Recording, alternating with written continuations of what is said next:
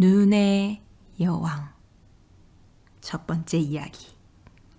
거울과 깨진 조각. 자, 이제 이야기를 시작하겠습니다. 이 이야기를 끝까지 듣고 나면 지금보다 훨씬 많은 사실을 알게 될 것입니다. 모든 게 마왕의 소행이었다는 사실 말입니다. 그 마왕은 세상에서 가장 사악한 마왕이었습니다. 어느 날 마왕은 거울 하나를 만들고는 무척 기뻐했습니다. 그 거울은 멋지고 아름다운 것들은 모조리 찌그러뜨려 거의 보이지 않게 만들고, 쓸모없고 흉측한 것들은 더 크게 비추어 돋보이게 했습니다. 아무리 아름다운 풍경도 삶은 시금치처럼 보였고, 아무리 착한 사람도 끔찍한 모습 아니면 몸통 없이 머리로 서 있는 것처럼 보였습니다. 거울에 비친 사람들은 누구인지 알아채지 못할 정도로 일그러져 보였고, 얼굴에 주근깨가 하나만 있어도 코와 입까지 다 덮을 정도로 주근깨 투성이로 보였습니다. 이 마왕은 정말 재미있다며 좋아했습니다. 거울은 친절하고 신앙심이 깊은 사람을 흉측하게 일그러뜨렸고, 이 마왕은 자신이 만든 이 교활한 발명품을 보며 웃음을 터뜨렸습니다. 이 마왕은 학교를 운영하고 있었는데, 이 악마 학교에 다니는 학생들은 이 거울에 대해 기적이 일어났다며 소문을 퍼뜨리고 다녔습니다. 이제야 인간들이 처음으로 세상과 자신들의 참모습을 볼 수 있게 되었다며 떠들어댔던 것입니다. 악마 학교에 다니는 학생들은 거울을 들고 온 세상을 돌아다녔습니다. 그래서 그 거울에 비춰진 적이 없는 사람이나 나라는 하나도 없을 지경이었습니다. 그러다 악마들은 하늘로 올라가 천사들과 하느님을 놀려줄 생각까지 하게 되었습니다. 하지만 하늘로 높이 올라갈수록 거울이 점점 미끄러워져 도저히 잡고 있을 수가 없었습니다. 결국 손에서 미끄러진 거울은 땅에 떨어져 산산조각이 나고 말았습니다. 거울이 깨지자 더 큰 불행이 찾아왔습니다. 모래알보다 작은 조각들이 바람에 날려 세상 곳곳으로 날아갔기 때문입니다. 아무리 작은 조각이라도 사람의 눈에 들어가는 날에는 눈에 달라붙어 모든 것을 뒤틀려 보이게 했고, 나쁜 면만을 보게 만들었습니다. 티끌만한 조각의 그 하나에도 큰 거울과 똑같은 힘이 있었기 때문입니다. 혹시 심장이라도 박힌다면 심장이 얼음처럼 차가워지기 때문에 정말 끔찍한 일이 아닐 수 없었습니다. 어떤 조각들은 유리창으로 쓰일 정도로 아주 컸습니다. 그 창으로 친구들을 보는 건 정말 슬픈 일이었어요. 안경알이 된 조각도 있었습니다. 그 안경을 쓴 사람들 또한 세상을 공정하고 올바르게 볼 수 없어 큰 낭패를 겪었습니다. 악마는 자기가 저지른 모습을 보며 배가 아플 정도로 웃어댔습니다. 하지만 아직도 세상에는 수많은 거울 조각들이 하늘을 떠다니고 있었습니다. 이제 그중 한 이야기를 들려드리겠습니다.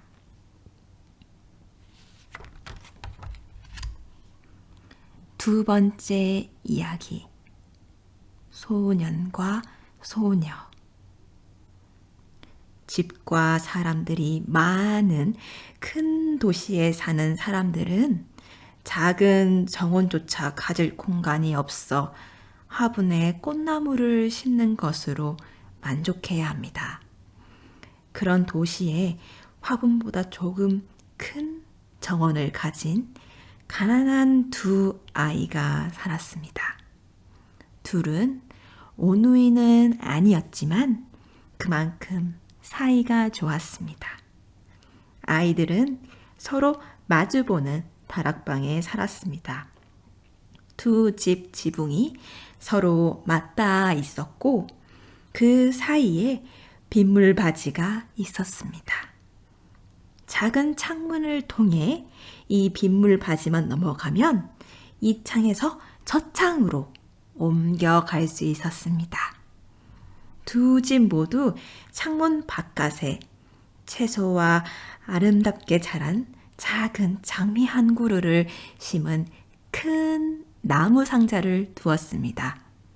장미들은 아름답게 잘 자랐습니다. 어느 날 아이들의 부모들은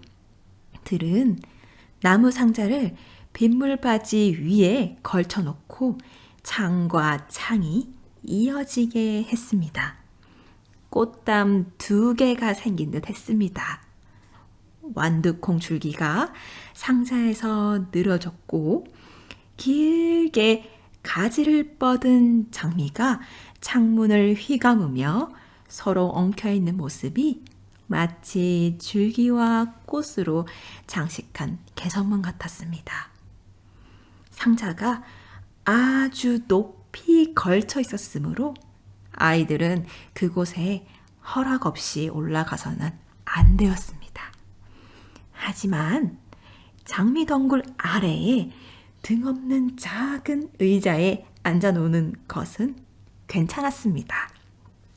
아이들은 그곳에서 즐거운 시간을 보내곤 했습니다. 하지만 겨울에는 이런 놀이도 끝이었습니다. 창문이 서리로 꽁꽁 얼어붙을 때면 아이들은 난로에 구리동전을 데워 창에 대고 눌렀습니다. 그러면 순식간에 밖을 내다볼 수 있는 동그란 구멍이 생겨났습니다. 그 구멍으로 서로를 바라보는 소년과 소녀의 다정한 눈망울이 밝게 빛났습니다. 사내 아이의 이름은 카이, 여자아이의 이름은 게르다였습니다. 여름에 둘은 창문 밖으로 한 발짝만 내밀면 만날 수 있었지만 겨울이 되면 계단을 오르내리며 눈보라를 뚫고 가야 만날 수 있었습니다. 하얀 벌떼가 밖에서 윙윙거리는구나. 어느 날 눈을 바라보며 할머니가 말했습니다. 저기에도 여왕벌이 있나요? 진짜 벌의 세계에는 여왕벌이 있다는 걸 아는 소년이 물었습니다. 그럼 잊고 말고 눈의 여왕은 눈이 가장 많은 곳에 떠다닌단다. 다른 눈보다 훨씬 큰 데다 땅에는 절대 내려앉지 않고 먹구름 속으로 날아다니지. 겨울밤이면 거리를 날아다니며 창문 안을 몰래 들여다본단다. 그러면 신기하게도 유리창에 얼어붙어서 활짝 핀 꽃처럼 보이는 거야. 할머니가 대답했습니다. 네, 저도 본 적 있어요. 두 아이가 동시에 외쳤습니다. 아이들은 할머니의 말이 사실이라고 믿었습니다. 눈의 여왕이 집 안에도 들어올까요? 소녀가 물었습니다. 올 테면 오라지. 뜨거운 난로에 너 녹여버리고 말 거야. 소년이 말했습니다. 할머니가 소년의 머리를 어루만지고는 다른 이야기를 들려주었습니다. 그날 저녁, 집으로 돌아온 카이는 옷을 벗다 말고 창가 의자에 올라가 작은 구멍으로 밖을 내다보았습니다. 밖에는 여전히 눈발이 성글게 나부끼고 있었습니다. 그 중에 가장 큰 눈송이가 화분 가장자리에 내려앉았습니다. 그 눈송이는 점점 커지더니 마침내 아주 섬세하고 얇은 흰옷을 입은 여자로 바뀌었습니다. 마치 반짝이는 수백만 개의 눈송이로 만든 옷 같았습니다. 여자는 아름답고 우아했지만 눈부시게 반짝이는 얼음으로 되어 있었습니다. 하지만 분명 살아있었습니다. 두 눈은 별처럼 환하게 빛났지만 따스함이나 편안함은 느껴지지 않았습니다. 여자가 창문 쪽을 보고는 고개를 끄덕이며 손짓을 했습니다. 카이는 깜짝 놀라 의자에서 뛰어내렸습니다. 순간 커다란 새가 창가를 스쳐 날아가는 듯한 느낌이 들었습니다. 다음 날 날씨가 추웠지만 얼마 후 눈이 녹아내리며 드디어 봄이 찾아왔습니다. 태양이 환히 빛났고 초롱잎들이 땅속에서 고개를 내밀었으며 제비들은 둥지를 틀었습니다. 두 아이는 창문을 활짝 열고 꼭대기 지붕 위에 있는 작은 정원에 다시 나와 앉았습니다. 그해 여름에는 장미가 유난히 아름답게 피었습니다. 게르다는 장미에 관한 구절이 나오는 찬송가를 배웠으며 노래를 부를 때마다 자신의 장미를 떠올랐습니다. 게르다는 카이를 위해 노래를 불렀고 카이도 따라 불렀습니다. 들장미가 자라는 골짜기 아래 우리 아기 예수 함께 하시네. 아이들은 손을 맞잡고 장미에 입을 맞추고는 투명한 햇빛을 올려다보았습니다. 그리고 아기 예수가 그곳에 있기라도 한 것처럼 이야기를 나누었습니다. 여름날은 더없이 찬란했고 영원히 지지 않을 것 같은 향기로운 장미덤불에 나와 있으면 전국이 따로 없었습니다. 어느 날 카이와 게르다는 새와 동물이 나오는 그림책을 보고 있었습니다. 교회에 키 큰 종탑 시계가 5번 울렸을 때 갑자기 카이가 비명을 지렀습니다. 아야! 뭔가 심장을 찔렀어. 눈에도 뭔가 들어간 것 같아. 게르다는 카이를 가까이 끌어당겨 눈을 들여다보았지만 아무것도 보이지 않았습니다. 이제 없어졌나 봐. 카이가 말했습니다. 하지만 없어진 게 아니었습니다. 그것은 바로 악마의 거울 조각이었습니다. 훌륭하고 좋은 것들은 모두 하찮고 흉하게 만들어 버리고 나쁘고 사악한 것들은 더 커 보이게 하며 아무리 작은 결점도 곧바로 드러나게 하는 그 거울 말입니다. 불쌍한 카이. 거울 조각이 심장에 내리 꽂히는 순간 카이의 마음은 얼음처럼 차갑게 변해버렸습니다. 더 이상 아프지는 않았지만 거울 조각은 여전히 박힌 채였습니다. 왜 우는 거야? 카이가 게르다에게 물었습니다. 우니까 정말 못 봐주겠다. 이제 괜찮다잖아. 그러더니 갑자기 소리를 질렀습니다.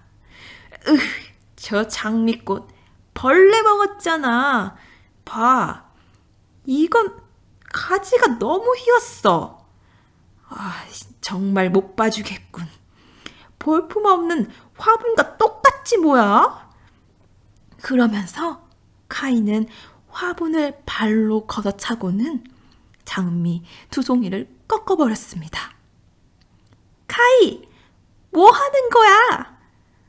게르다가 소리쳤습니다.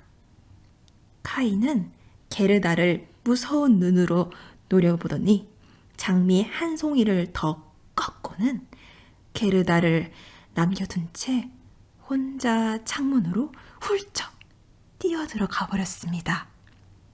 그때부터 카이는 게르다가 그림책을 꺼내 올 때마다 그런 책은 어린애들이나 보는 거라며 핀잔을 주었습니다. 그리고 할머니가 이야기를 해주실 때면 하지만 이라며 번번이 토를 달았습니다.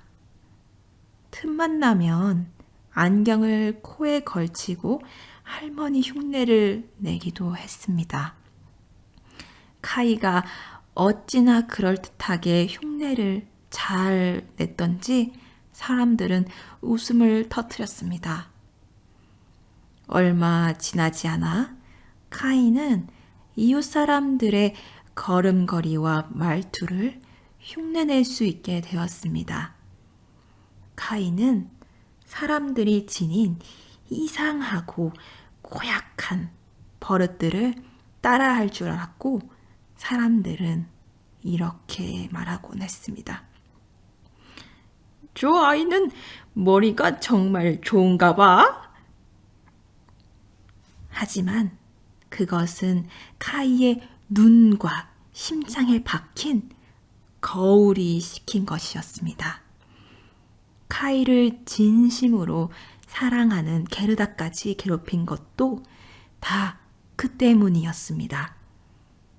노는 것도 예전과는 아주 달랐습니다. 영 어린애답지 않았습니다. 눈보라가 몰아치는 어느 겨울날 카이는 커다란 돋보기를 들고 밖으로 나가 푸른 외투자락을 펼쳐 눈을 받았습니다. 이 돋보기 좀 봐! 게르다! 카이가 소리쳤습니다. 돋보기로 본 눈송이들은 훨씬 커 보였고 아름다운 꽃이나 반짝이는 별 같았습니다. 정말 아름다운 모습이었습니다. 얼마나 멋진지 알겠지? 진짜 꽃보다 훨씬 재미있고 흠 하나 없이 완벽해. 녹지만 않는다면 말이야. 잠시 후 카이가 커다란 장갑을 끼고 썰매를 등에 메고 나오더니 게르다의 귀에 대고 소리를 질렀습니다. 난 아이들이 놀고 있는 광장으로 썰매나 타러 가야지! 그러고는 쌩하니 혼자 가버렸습니다. 광장에는 용감한 남자아이들이 농부의 수레에 썰매를 묶고 미끄럼틀을 타고 있었습니다. 그것은 아주 신나는 놀이였습니다. 한창 재미있게 놀고 있는데 갑자기 커다란 썰매 하나가 나타났습니다. 온통 하얀색인 썰매에는 새하얀 털 외투로 몸을 감싸고 솜같이 하얀 모자를 쓴 사람이 한 명 타고 있었습니다. 하얀 썰매가 광장을 2바퀴 돌았습니다. 카이가 하얀 썰매 뒤에 재빨리 자기 썰매를 묶었습니다. 카이가 탄 썰매가 점점 속도를 내며 다음 거리까지 따라갔습니다. 하얀 썰매의 주인이 뒤를 돌아보며 마치 서로 아는 사이라도 되는 것처럼 카이에게 다정히 고개를 끄덕였습니다. 카이가 자신의 썰매를 풀려고 할 때마다 그렇게 고개를 끄덕이는 바람에 카이는 가만히 있을 수밖에 없었고 결국 도시를 벗어나고 말았습니다.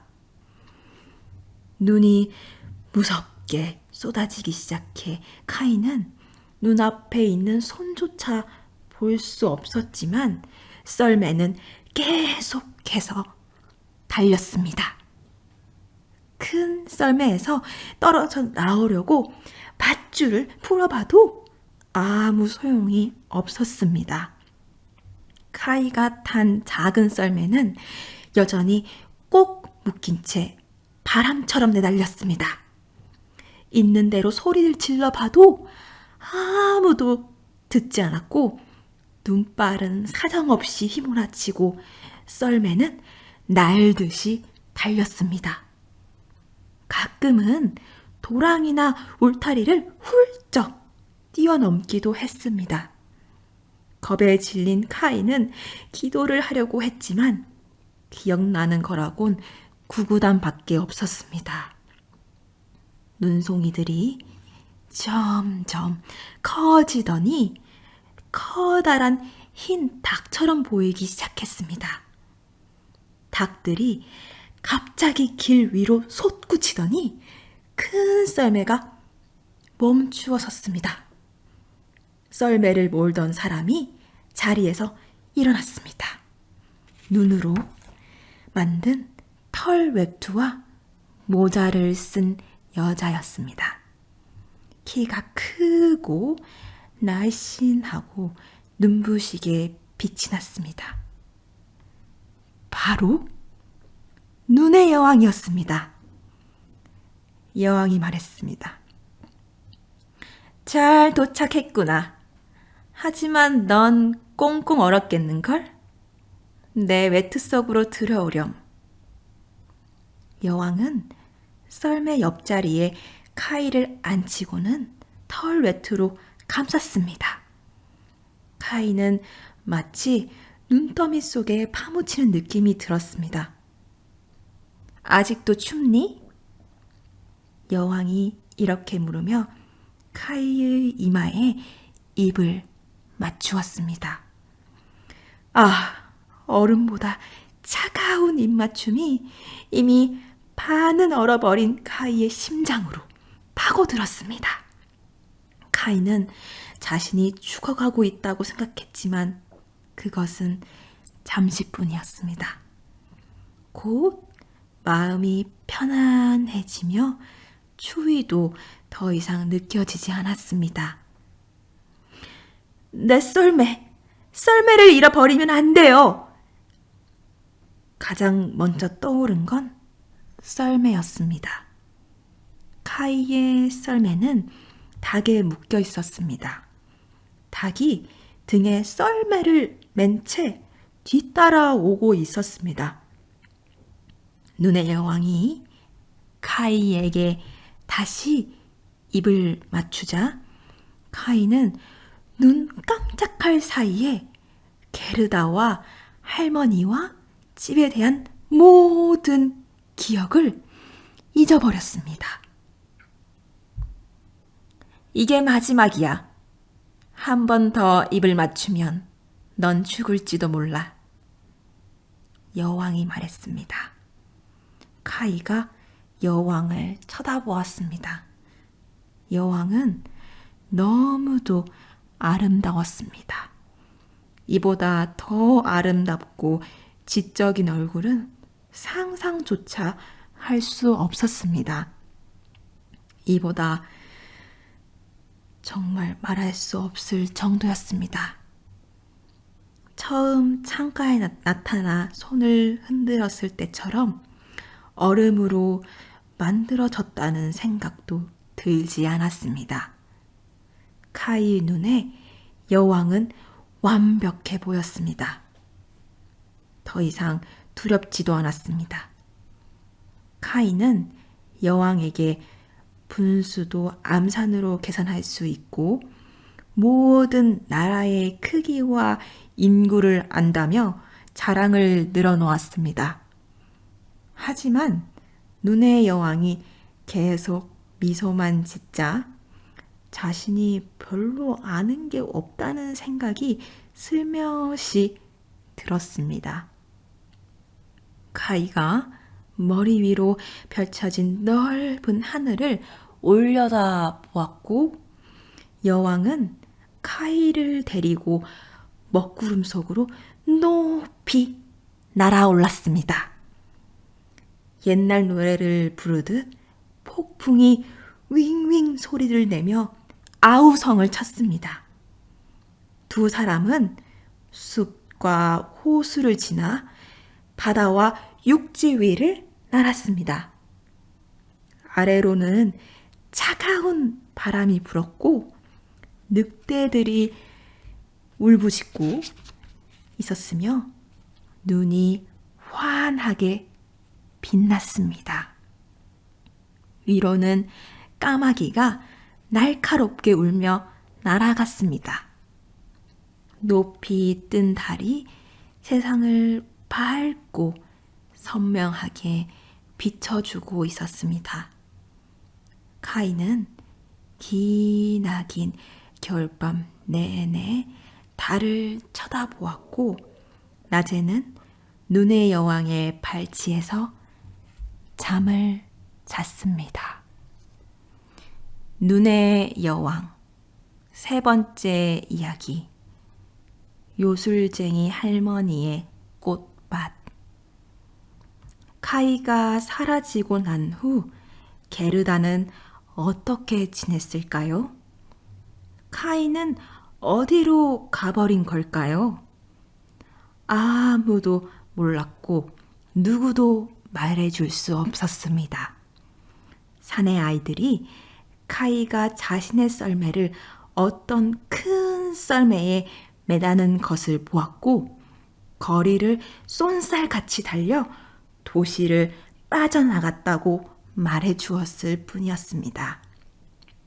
아무도 카이의 행방을 몰랐습니다.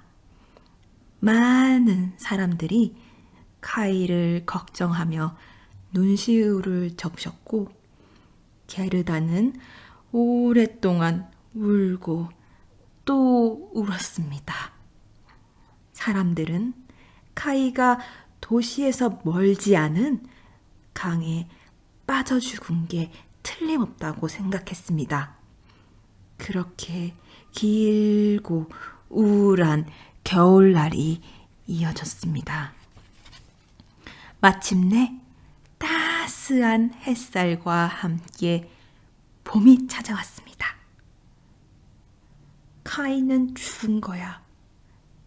게르다가 말했습니다. 난 그렇게 생각하지 않아. 햇살이 말했습니다. 카이는 죽었다니까?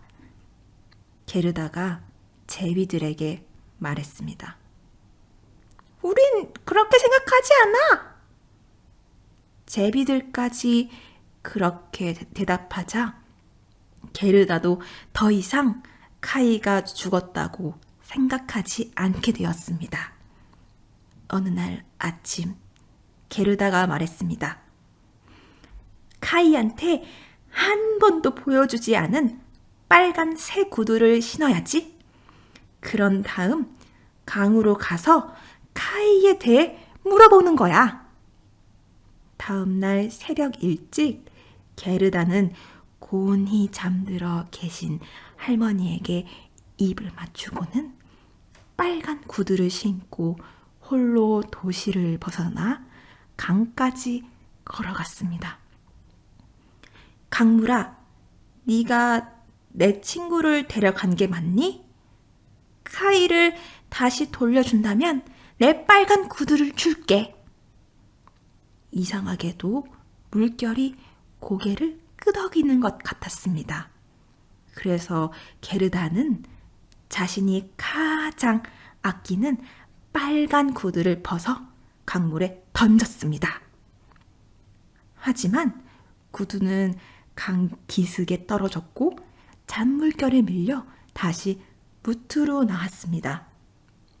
카이를 데려가지 않았으니 게르다가 가장 아끼는 물건을 받을 수 없다는 것 같았습니다.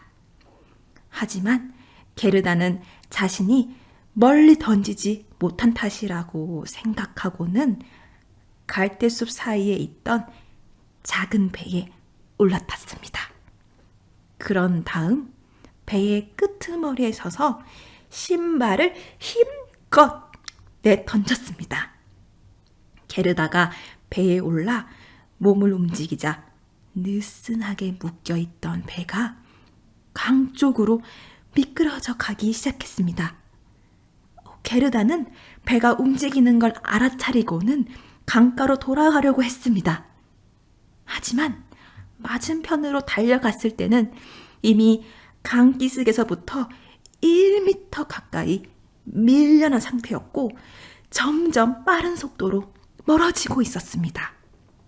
게르다는 너무 무서워 울음을 터뜨렸지만 참새 말고는 아무도 듣는 이가 없었습니다. 하지만 참새들이 게르다를 무트로 데려다 줄 수는 없는 노릇이었습니다. 그래서 강둑을 따라 날며 우리가 여기 있어요. 우리가 여기 있어요. 하며 게르다를 위로하는 노래를 불렀습니다. 배는 강 물살에 밀려 떠내려갔고 게르다는 신발도 없이 양말만 신은 채 꼼짝없이 앉아 있었습니다. 빨간 구두가 뒤에서 떠내려오고 있었지만 배의 속도가 너무 빨라 잡을 수가 없었습니다.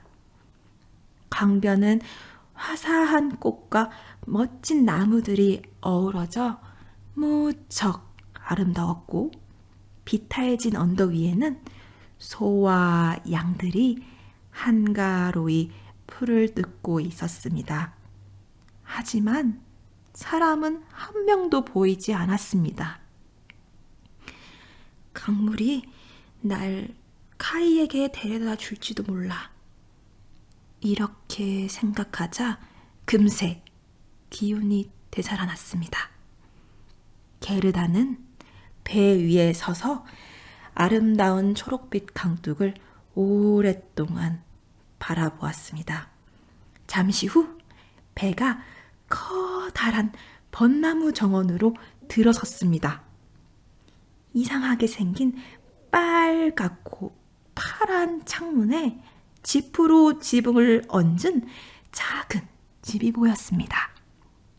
집 밖에는 나무로 만든 병사 둘이 보초를 서며 배를 타고 지나가는 사람들에게 총을 들고 차렷 자세를 취했습니다. 병사들이 살아있다고 생각한 게르다가 소리를 질렀지만 당연히 아무런 대꾸도 돌아오지 않았습니다.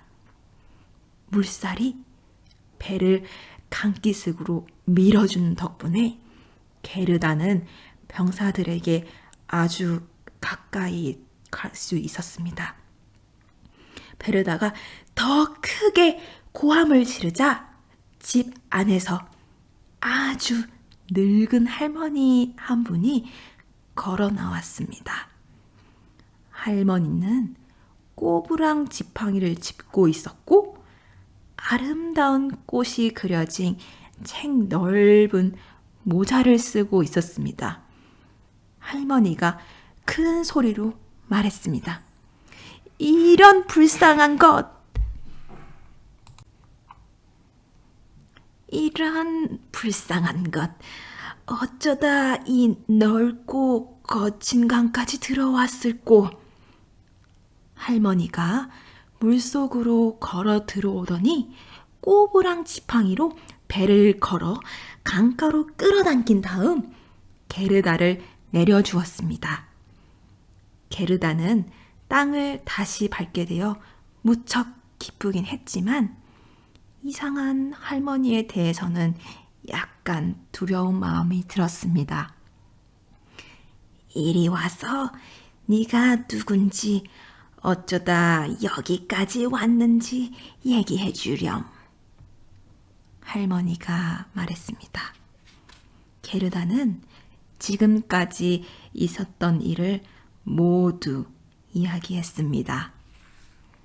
그동안 할머니는 고개를 흔들며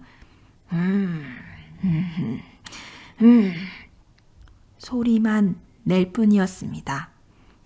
이야기를 마친 게르다가 할머니에게 카이를 보았는지 물어보았습니다. 할머니는 카이가 아직 지나가진 않았지만 곧 그럴 거라고 대답했습니다. 그리고 게르다에게 용기를 내라며 집에 들어와 버찌도 먹고 꽃도 구경하라고 말했습니다. 꽃들은 그림책에 나오는 것보다 훨씬 아름다울 뿐만 아니라 저마다의 이야기도 들려준다고 했습니다. 할머니는 게르다의 손을 잡고 집 안으로 들어갔고 들어서자마자 문을 잠궜습니다. 벽 위로 높다랗게 창이 나 있었고 빨갛고 파랗고 노란 창을 통해 들어온 햇살이 한데 어우러져 오묘한 빛을 자아냈습니다. 두려운 마음도 어느새 사라졌습니다. 탁자 위에 놓인 먹음직스런 버찌를 발견한 게르다는 배가 터지도록 버찌를 먹었습니다. 게르다가 열심히 버찌를 먹는 동안 할머니는 황금빛으로 머리를 빗겨 주었습니다. 게르다의 해맑은 얼굴 양편으로 금빛 고스머리가 너울거려 마치 활짝 핀 장미 같아 보였습니다. 할머니가 입을 열었습니다. 너같이 예쁘장한 아이가 있으면 좋겠다고 종종 생각했단다. 두고 보렴. 우린 정말 잘 지낼 수 있을 테니. 할머니는 계속 게르다의 머리를 빗겼고 빗질을 할 때마다 오누이와도 같은 카이에 대한 기억이 점점 희미해졌습니다. 사실 할머니는 요술쟁이였습니다. 하지만 사악한 마녀는 아니었습니다. 그저 재미삼아 요술을 부렸고 게르다가 곁에 있기를 바랐을 뿐입니다. 할머니가 정원으로 내려가 지팡이로 장미덩굴을 가리키자 활짝 핀 장미들이 어두운 땅 속으로 흔적도 없이 묻혔습니다. 할머니는 게르다가 장미를 보면 집 생각이 나고 카이에 대한 기억이 떠올라 도망가 버리지 않을까 불안했던 것입니다. 할머니가 게르다에게 꽃밭을 보여주었습니다. 정말 너무도 아름답고 향기로웠습니다. 사계절의 꽃들이 가득 만발해 있었습니다. 이토록 화려하고 아름다운 꽃은 그 어떤 그림책에서도 본 적이 없었습니다.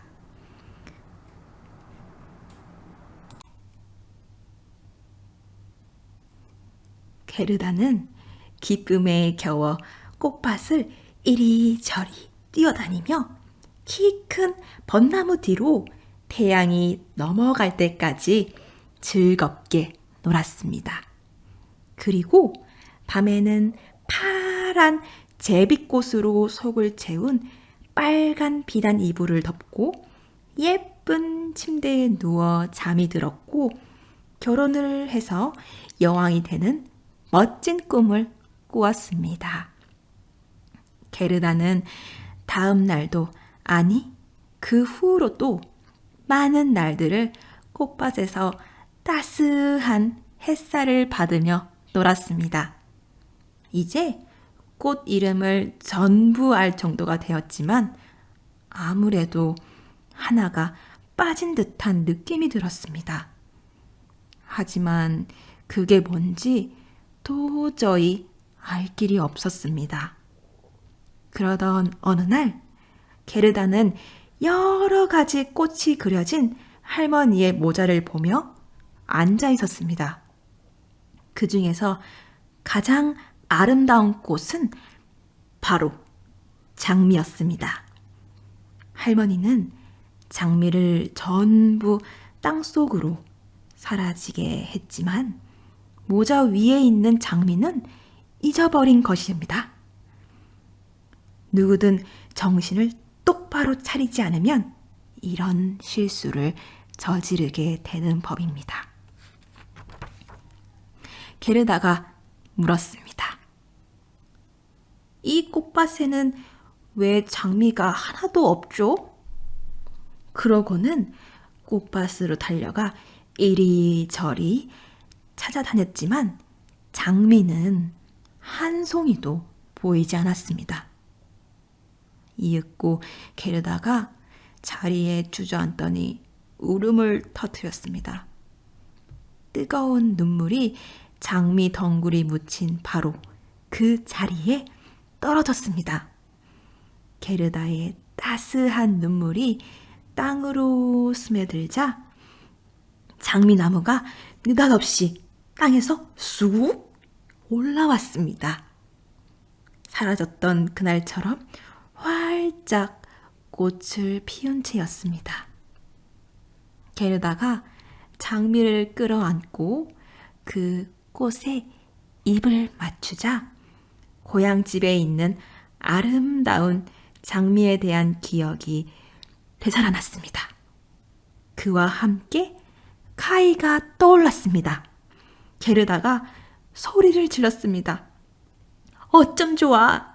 내가 여기 너무 오래 있었나 봐. 카이를 찾으러 갔어야 했는데. 게르다가 장미에게 물었습니다. 혹시 그 애가 어디에 있는지 아니? 카이는 정말 죽은 걸까? 아니요. 카이는 죽지 않았어요.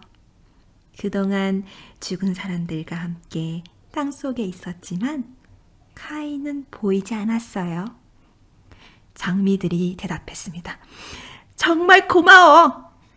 게르다가 말했습니다.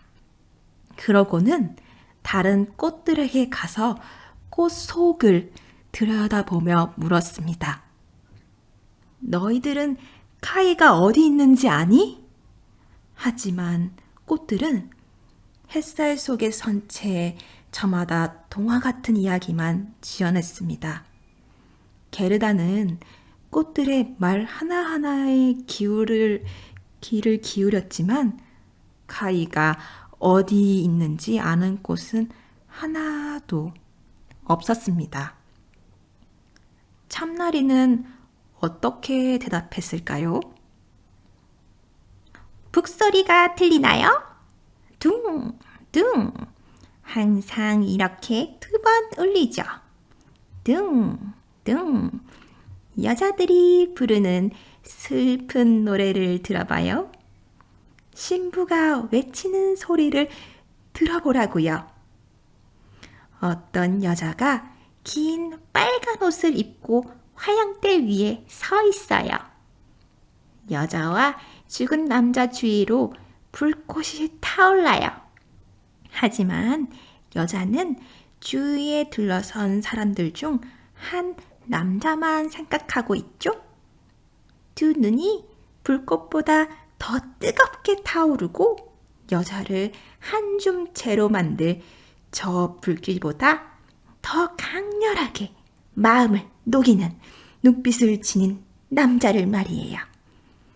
마음의 불길이 장작더미 불꽃 속으로 사그라질 수 있을까요? 무슨 말인지 하나도 모르겠어. 게르다가 말했습니다. 이게 내 얘기인걸요? 참나리가 대꾸했습니다. 나팔꽃은 뭐라고 말했을까요? 좁은 산길 위에 오래된 성이 우뚝 솟아 있어요. 붉은 벽을 타고 담쟁이 덩굴이 잎을 포개며 무성하게 자라나 아름다운 아가씨가 기다리는 발코니까지 뻗어 있지요. 아가씨는 난간에 기댄 채 길 아래쪽을 내려다봐요. 장미꽃도 아가씨만큼 싱그럽지 않아요. 바람에 날리는 사과꽃도 아가씨만큼 가볍지 않아요. 아름다운 비단 옷자락이 사각대는 소리를 들어봐요. 아가씨는 말하죠. 그는 이제 오지 않는 걸까? 카이를 말하는 거니? 게르다가 물었습니다. 난 내 꿈내기를 한 것뿐이에요. 나팔꽃이 대답했습니다. 그럼 데이지꽃은 또 무슨 얘기를 했을까요? 두 나무 사이에 밧줄이 걸려 있고 판자가 하나 놓여 있어요. 그네예요. 눈처럼 하얀 옷을 입은 여자애들이 모자에 달린 긴 초록 비단 리본을 바람에 날리며 그네를 타고 있어요. 한 손엔 그릇을, 다른 한 손엔 도자기 대롱을 든 오빠가 그네 위에서 균형을 잡으려고 팔로 밧줄을 감고 서 있네요. 오빠는 비눗방울을 불고 있어요. 그네가 왔다 갔다 할 때마다 비눗방울이 갖가지 색깔로 바뀌며 멀리 날아가죠. 마지막 방울이 대롱 매달려 있다가 그네가 움직이기 시작하자 하늘거려요. 빗방울처럼 가벼운 까만 강아지가 뒷다리로 서서 그네에 오르려고 해보지만 그네가 달아나네요. 중심을 잃고 넘어진 강아지가 화가 난 듯 짖기 시작해요. 아이들이 깔깔거리고 비눗방울이 터지네요. 그 빗방울 속에 그네가 아른거려요. 이게 내 노래랍니다. 네 얘긴 아름답긴 하지만 너무 슬퍼. 게다가 카이에 대한 이야기는 하나도 없는걸? 히아신스는 어떻게 생각하니? 옛날에 아름다운 세 자매가 살았어요. 다들 살결이 희고 고왔지요. 첫째는 빨간 옷을 입었고 동생들은 푸른색과 하얀 옷을 입었어요. 달빛이 환히 비추는 밤, 세 자매는 거울같이 잔잔한 호숫가에서 손을 잡고 춤을 추었답니다. 자매들은 요정이 아니라 사람이었어요. 그런데 어디선가 달콤한 향기가 풍겨왔어요. 세 자매는 그 향기에 이끌려 숲으로 사라졌어요. 그러자 향기는 점점 더 강해졌지요. 얼마 후 세 개의 관이 숲에서 나오더니 호수로 미끄러져 들어갔어요. 안에는 세 자매가 누워 있었지요. 반딧불이 깜빡이는 작은 불빛처럼 주변을 맴돌았어요. 춤추는 소녀들이 잠이 든 걸까요? 죽은 걸까요? 꽃향기가 자매들이 죽었다고 말해주네요. 죽은 자를 위한 저녁 종이 울리고 있어요. 정말 슬픈 얘기야. 네 향기가 그토록 짙으니 죽은 소녀들 생각이 절로 나는구나. 아, 카이는 정말 죽었을까? 땅 속에 있던 장미들은 아니라고 말했는데. 게르다가 말했어요. 딸랑딸랑. 히아신스에 매달린 종이 울렸습니다. 카이를 위해 울리는 게 아니에요. 카이가 누군지도 모르는걸요. 우린 그저 우리들의 노래를 부를 뿐이에요. 우리가 아는 건 그게 다랍니다. 게르다는 반짝이는 초록잎 사이에서 환하게 빛나는 미나리아 제비에게 갔습니다. 넌 작은 태양 같구나. 어디 가면 내 친구를 찾을 수 있는지 말해주겠니? 미나리아 제비가 아름답게 빛을 내며 게르다를 쳐다보았습니다. 미나리아 제비는 어떤 노래를 불렀을까요? 그 역시 카이에 대한 노래는 아니었습니다.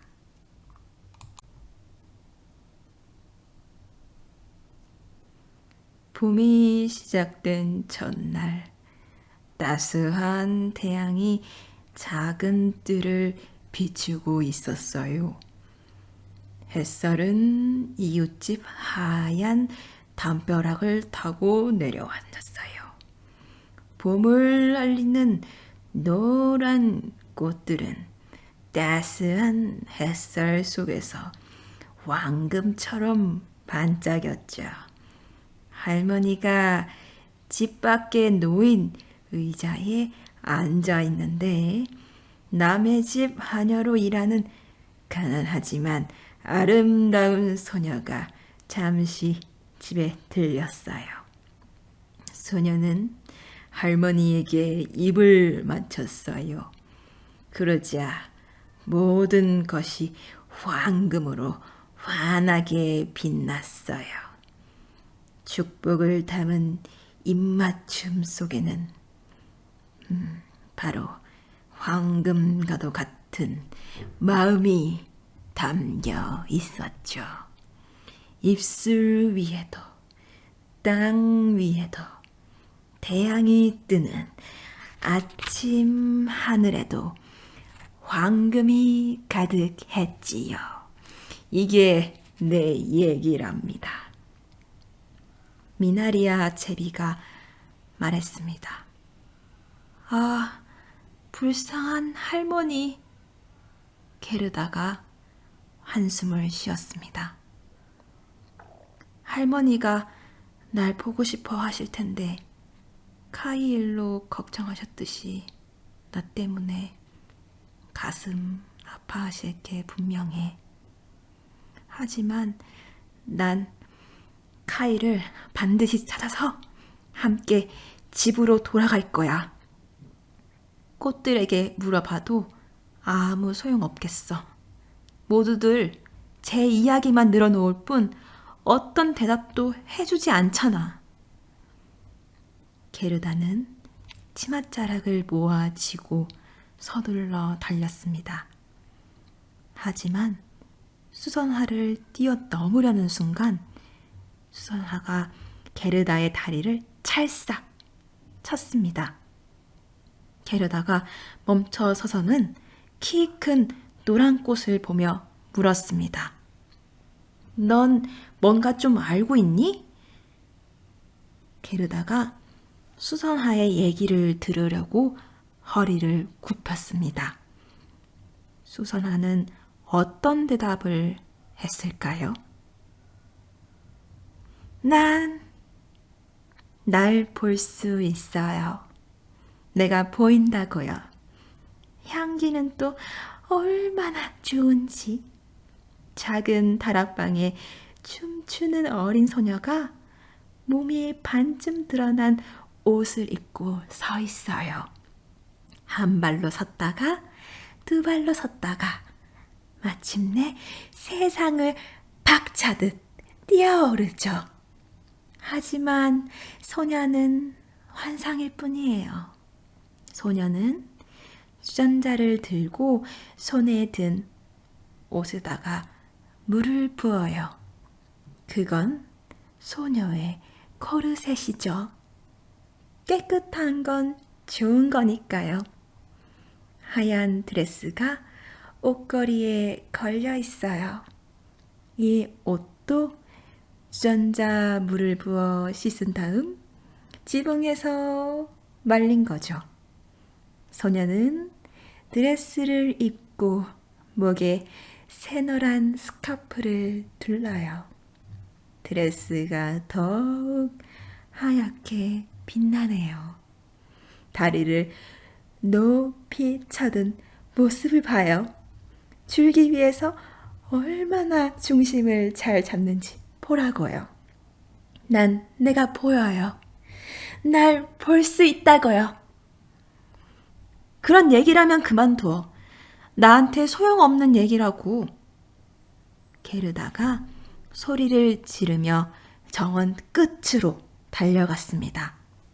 문은 잠겨 있었지만 녹슨 빗장을 흔들어 대자 이내 활짝 열렸습니다. 게르다는 맨발로 넓은 세상을 향해 뛰쳐나갔습니다. 3번이나 뒤를 돌아보았지만 따라오는 사람은 아무도 없었습니다. 마침내 기력이 떨어지자 게르다는 큰 바위 위에 앉아 숨을 돌렸습니다. 주위를 둘러보니 여름이 끝나고 벌써 늦가을이 한창이었습니다. 항상 태양이 비추고 사계절이 그런 꽃이 만발한 아름다운 꽃밭에 지나다 보니 계절이 가는 것도 전혀 몰랐던 것입니다. 세상에, 시간이 너무 지났잖아. 벌써 가을이라니 이렇게 머뭇거릴 틈이 없어. 게르다는 일어나 다시 길을 나섰습니다. 하지만 상처난 발이 심하게 쓰려왔고 주변에 보이는 것들은 온통 차갑고 황량하기만 했습니다. 길쭉한 버드나무 이파리들이 노랗게 물들었고 한 입 한 입 떨어진 나뭇잎 위로 물방울이 굴러 떨어졌습니다.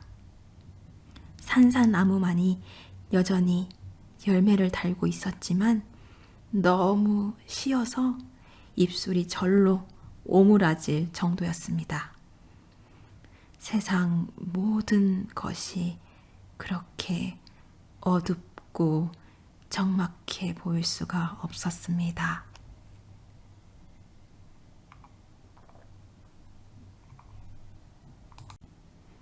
눈의 여왕 네 번째 이야기 왕자와 공주. 게르다는 다시 쉬기 위해 멈춰야 했습니다. 그때 커다란 까마귀 한 마리가 눈 위를 폴짝폴짝 뛰어 게르다가 앉은 근처까지 왔습니다. 까마귀는 한참 동안 그 자리에 선 채 머리를 까닥거리며 게르다를 쳐다보았습니다. 마침내 까마귀가 입을 열었습니다. 깍! 깍! 날이 좋아! 까마귀는 최대한 상냥하게 인사를 했습니다. 게르다에게 다정하게 대해주고 싶었기 때문입니다. 까마귀가 게르다에게 이 넓은 세상에서 혼자 무얼 하고 있는지 물었습니다. 혼자 힘을 뼈저리게 느끼고 있던 게르다는 그 단어의 의미를 누구보다 잘 이해했습니다.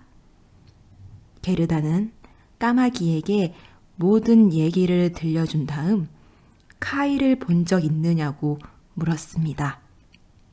까마귀가 생각에 잠긴 얼굴로 고개를 끄덕이며 대답했습니다. 아마 봤을 거야. 그럴 거야. 뭐? 정말 카이를 봤단 말이야? 게르다가 소리를 지르며 숨막힐 정도로 까마귀에게 입을 맞추었습니다. 진정해! 진정해! 까마귀가 외쳤습니다.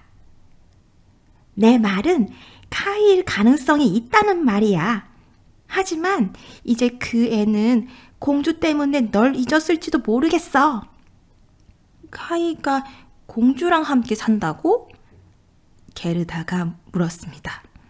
그래, 하지만 잘 들어. 인간의 말로 설명하긴 힘들어. 네가 까마귀 말을 할 줄 안다면 얘기하기 훨씬 쉬울 텐데. 난 까마귀 말은 배워본 적이 없는걸? 하지만 우리 할머니는 아실 거야. 비둘기 말도 아시거든? 나도 배워둘 걸 그랬나 봐. 게르다가 대답했습니다. 괜찮아. 내가 나름대로 열심히 얘기해보지. 뭐, 잘할 자신은 없지만 말이야.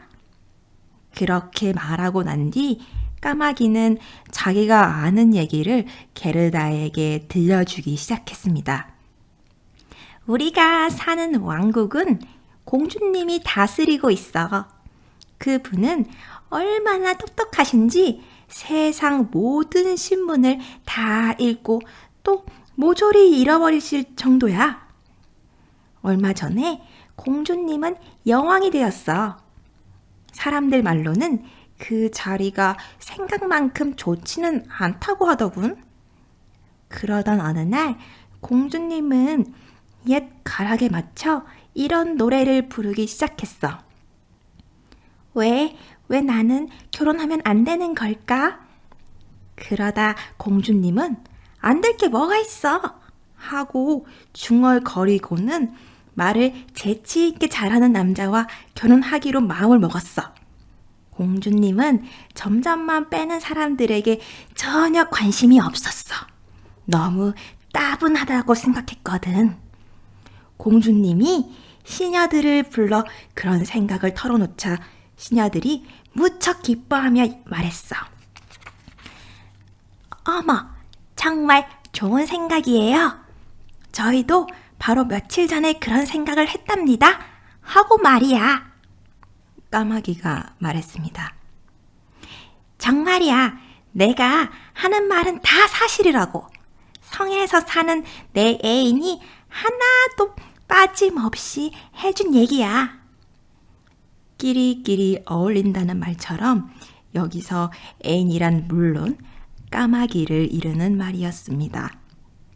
다음 날 하트 모양과 공주의 이름 첫 글자가 가장자리에 가득 찍힌 신문이 나왔습니다. 신문에는 매력적인 젊은 남자라면 누구나 성에 들어와 공주와 이야기를 나눌 수 있다는 내용이 실려 있었습니다. 공주는 성을 제 집처럼 편안하게 여기고 말을 울창하게 잘하는 남자와 결혼할 생각이었습니다. 맞아, 정말이야. 까마귀가 말했습니다. 내 말을 믿어. 지금 내가 여기 있는 것만큼이나 분명한 사실이니까. 젊은 남자들이 성으로 구름같이 몰려들어서는 서로 밀쳐대고 난리도 아니었지. 하지만 첫째 날도 둘째 날도 아무도 선택되지 않았어. 밖에서는 술술 이야기를 잘하던 사람들이 일단 성문으로 들어가 은빛 제복을 입은 호위병들과 금빛 옷을 입은 신하들을 보거나 불이 환하게 켜진 방에 들어서기만 하면 갑자기 꿀먹은 벙어리가 되는 거였어. 그리고 왕자에 앉은 공주님 앞에 서면 무슨 말을 해야 할지 갈피를 잡지 못한 채 그저 공주님의 말꼬리만 따라할 뿐이었지. 누가 자기가 한 말을 또 듣고 싶겠어? 하지만 사람들은 방에만 들어서면 뭐에라도 취한 듯 멍해 있다가 밖을 나가자마자 말문이 터지는 거야. 사람들의 행렬이 이 도시 어귀에서 성까지 줄을 이었지. 나도 직접 봤다고. 까마귀가 말했습니다. 다들 배가 고프고 목이 말랐지만 성에서는 미지근한 물 한 잔 갖다 주지 않았어. 좀 똑똑한 남자들이 빵과 치즈를 싸오긴 했지만 다른 사람과 나눠 먹으려 들지는 않았지. 공주는 굶주려 보이는 사람을 선택하진 않을 거야 라고 생각했으니까. 그러면 카이는 언제 거기 간 거야? 그 사람들 속에 카이가 있었어? 게르다가 끼어들었습니다. 기다리라고. 이제 막 그 얘기를 하려던 참이었어. 셋째 날 말도 마차도 타지 않은 사내아이 하나가 성으로 용감히 들어섰어. 너처럼 반짝거리는 눈에 긴 머리카락이 무척 아름다웠지? 옷은 말도 못하게 허름했지만 말이야. 카이가 틀림없어. 드디어 찾았구나. 게르다가 손뼉을 치며 기뻐했습니다. 그 아이는 등에 작은 배낭을 메고 있었어. 까마귀가 게르다에게 말했습니다. 아니야, 썰매였을 거야. 카이는 썰매를 타고 사라졌거든. 게르다가 말했습니다. 그럴지도 몰라. 가까이서 보지는 못했으니까. 하지만 내 애인 말로는 성문을 지나 은색 제복을 입은 호위병들을 만나고 계단을 올라서 황금빛 옷을 입은 신하들을 보고도 조금도 기가 죽지 않더래. 오히려 고개를 까닥이며 하루 종일 계단 위에 서 있자니 얼마나 지긋지긋하겠어요? 난 안으로 들어가겠네요. 라고 말했다지. 방 안은 불빛이 환하게 빛나고 있었어. 장관들과 대신들이 황금 쟁반을 든 채 맨발로 돌아다니고 있고 말이야. 누구라도 기가 죽을 만했지. 그런데 그 아이인 부추에서 요란한 소리가 나는데도 아랑곳하지 않았대. 카이가 분명해. 새 부추를 신고 있었거든. 할머니 거실에서도 약 좀 삑 하는 소리가 났어. 게르다가 말했습니다. 그래, 소리가 정말 시끄러웠대. 하지만 그 애는 용감하게 물레바퀴만큼 커다란 진주 위에 앉은 공주에게 곧장 걸어갔지. 궁중의 기부인들은 시녀들과 함께, 기사들은 하인과 함께, 시녀들은 자기가 부리는 하녀들과 함께 서 있었고, 기사들과 하인들은 자기가 부리는 사람들과 함께 모두 나와 차례차례로 서 있었어. 문 쪽에 가까이 있는 사람일수록 목에 힘을 주고 있는 듯 했대. 하인들을 모시는 시동들은 슬리퍼밖에 신지 못하는 신세면서도 카이가 거의 보이지 않는 문간에 서서는 잔뜩 거드름을 피우고 있었다지 뭐야? 정말 끔찍했겠다. 그래도 카이는 공주님의 마음을 사로잡았잖아. 게르다가 말했습니다. 내가 까마귀만 아니면 아무리 약혼한 몸이라고 해도 공주님과 결혼을 했을 텐데 그 애는 내가 까마귀 말을 유창하게 하는 것만큼이나 말을 잘했다고 하더라고. 아주 당당하고 멋졌다고 내 약혼녀가 말했어. 공주님과 결혼하고 싶어서가 아니라 공주님의 지혜로운 말을 듣고 싶어서 왔다고 했어. 그 애는 공주님의 얘기가 마음에 들었고 공주님도 그 애를 좋아하게 되었지. 그렇다면 카이가 확실해. 카이는 머리가 좋아서 암산을 잘했거든. 분수 셈까지 말이야. 제발 날 성에 데려다 줘. 게르다가 말했습니다. 말이야 쉽지. 어떻게 하면 좋지? 일단 내 애인한테 말해볼게. 무슨 도움을 줄지도 몰라. 하지만 너 같은 여자애는 성에 못 들어간다는 사실을 꼭 알아두렴. 까마귀가 말했습니다. 아니, 난 들어갈 수 있어. 내가 여기 있는 걸 알면 카이가 당장 데리러 나올 테니까. 게르다가 대답했습니다. 저기 울타리 옆에서 기다리고 있어. 까마귀가 머리를 흔들며 멀리 날아갔습니다. 그리고 어두워지고 나서야 돌아왔습니다. 깍! 깍! 내 애인이 인사 전해달래. 그리고 너 먹으라고 빵도 줬어. 부엌에 가면 뭐든 있는데 거기서 찾아냈대. 배 많이 고팠지? 그런데 성 안으로는 들어가기 힘들 것 같아. 게다가 이렇게 맨발이니 말이야. 은빛 제복을 입은 호위병과 황금빛 옷을 입은 신하가 지키고 있어서 절대 안 된대. 하지만 울지 마. 몰래 들어가면 되니까. 애인이 침실로 통하는 그 좁은 뒷문 계단을 알고 있거든. 사람들이 어디다 열쇠를 두는지도 알고 말이야. 까마귀와 게르다는 정원으로 들어간 다음 잎이 하나 둘 떨어지는 가로수길을 내려갔습니다. 성의 불빛이 하나 둘 꺼지자 까마귀가 게르다를 뒷문 쪽으로 데려갔습니다. 문이 빠끔히 열려 있었습니다. 게르다의 심장이 두려움과 기대로 방망이질하고 있었습니다. 마치 무슨 나쁜 짓이라도 저지르는 기분이었습니다. 하지만 게르다는 카이가 그곳에 있는지만 알고 싶을 뿐이었습니다. 카이가 있는 게 틀림없다고 생각하며 게르다는 카이의 맑은 눈과 긴 머리카락을 떠올렸습니다.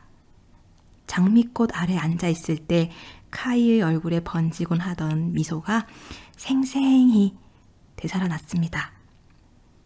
게르다는 카이가 자기를 보면 반가워하리라 생각했습니다. 카이를 찾으려고 자기가 얼마나 먼 길을 여행했는지, 카이가 돌아오지 않아 다들 얼마나 슬퍼했는지를 들으면 기뻐할 게 분명했습니다. 그래서 두려운 한편 마음이 들뜨기도 했습니다. 이제 둘은 계단까지 왔습니다. 작은 램프가 장식장 위에서 타오르고 있었습니다. 까마귀의 애인이 방 한가운데서 고개를 갸우뚱거리며 게르다를 쳐다보고 있었습니다. 게르다는 할머니에게서 배운 대로 무릎을 살짝 굽혀 인사를 했습니다. 내 약혼자가 칭찬이 자자하군요. 꼬마 아가씨, 사정을 듣고 얼마나 감동했는지 몰라요. 자, 램프를 들고 날 따라와요. 까마귀의 애인이 말했습니다. 바로 계단 뒤에 누가 있는 것 같아요. 게르다가 말했습니다. 시커먼 그림자 같은 것이 벽을 타고 후다닥 지나갔습니다. 미끈한 갈기에 다리가 늘씬한 말들과 사냥꾼, 말을 탄 귀족과 기부인들이었습니다. 저건 그냥 꿈일 뿐이에요. 왕족들의 생각이 빠져나와 사냥을 나가는 거지요. 덕분에 잠든 모습을 더 자세히 볼 수 있으니 잘 된 일이지요. 혹시 아가씨가 높은 자리에 오르더라도 우리 은혜를 잊진 않겠죠? 까마귀의 애인이 말했습니다. 그야 물어보나 마나지. 까마귀가 대꾸했습니다. 이윽고 첫 번째 방으로 들어갔습니다. 벽은 꽃무늬가 있는 장밋빛 공단으로 덮여 있었습니다. 꿈이 다시 지나갔지만 너무 순식간이라 게르다는 귀족도 기부인도 보지 못했습니다. 방들은 갈수록 화려해져 입을 다물지 못할 정도였습니다. 마침내 침실에 도착했습니다. 침실 천장이 고급스런 유리나뭇잎이 달린 커다란 야자나무처럼 보였습니다. 방 한가운데에는 백합꽃을 닮은 침대 2개가 굵직한 황금 기둥에 매달려 있었습니다. 하얀 침대 위에 공주가 잠들어 있었습니다. 게르다는 나머지 빨간 침대 속에 카이가 있기를 간절히 빌었습니다. 게르다가 빨간 잎사귀 하나를 젖히자 햇볕에 그을린 목덜미가 나타났습니다. 카이다! 게르다가 큰 소리로 이름을 부르며 얼굴 가까이 램프를 가져갔습니다. 꿈들이 다시 말을 타고 방 안으로 뛰어들어왔습니다. 잠을 깬 주인공이 고개를 돌렸습니다. 하지만 카이가 아니었습니다. 목덜미만 카이와 닮았을 뿐 카이가 아니었습니다. 젊고 잘생긴 왕자였던 것입니다. 하얀 백합 침대에서 공주가 얼굴을 내밀고는 무슨 일인지 물었습니다.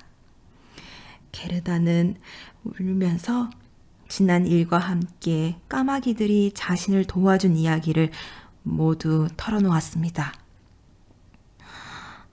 가엾기도 하지. 왕자와 공주가 말했습니다.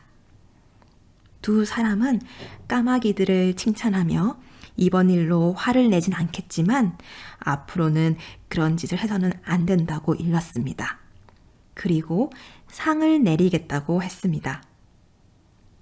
자유를 얻고 싶으냐 아니면 성의 까마귀가 되어 평생 부엌 바닥에 떨어진 음식을 먹으며 살고 싶으냐? 공주가 물었습니다. 그러자 두 까마귀는 공손히 절을 하며 성에 머물고 싶다고 청했습니다. 노후를 잘 보내려면 안정된 생활이 중요하다고 여겼던 것입니다. 왕자가 일어나더니 게르다에게 자기 침대를 내주었습니다. 그것은 왕자가 게르다에게 해줄 수 있는 최고의 배려였습니다. 게르다는 작은 손을 모으고 생각했습니다.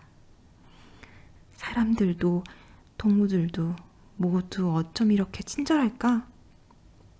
게르다는 눈을 감고 평화로운 잠에 빠져들었습니다.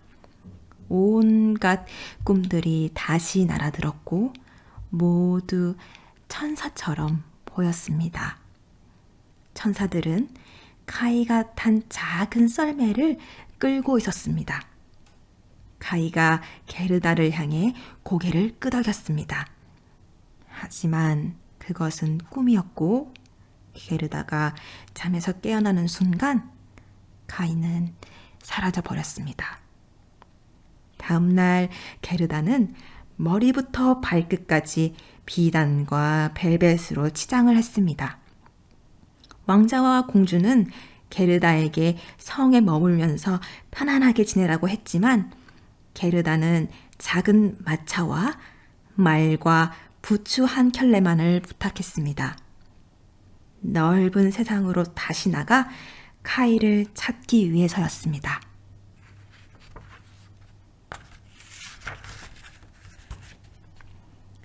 게르다는 부추와 함께 털토실도 받았습니다. 멋있게 옷을 차려입은 게르다가 떠날 채비를 마치자 황금 마차가 문 앞에 와서 멈췄습니다.